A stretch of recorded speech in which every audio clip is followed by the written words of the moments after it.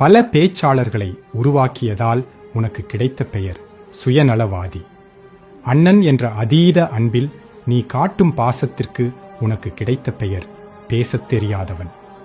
முகம் தெரியாத பல பேர்க்கு முகத்தையும் முகவரியையும் கொடுத்த உனக்கு கிடைத்த பெயர் தலைக்கணமுடையவன்.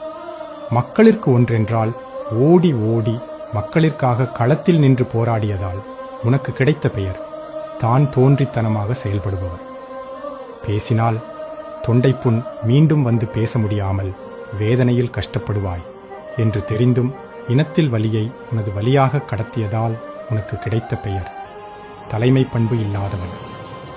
இன்னமும் நரம்பில்லாத நாக்கு என்னென்னெல்லாமோ உன்னை வசைபாடி பட்ட காயத்தை குத்தி குத்தி ரத்தம் பார்க்கிறது, எள்ளி நகையாடுகிறது.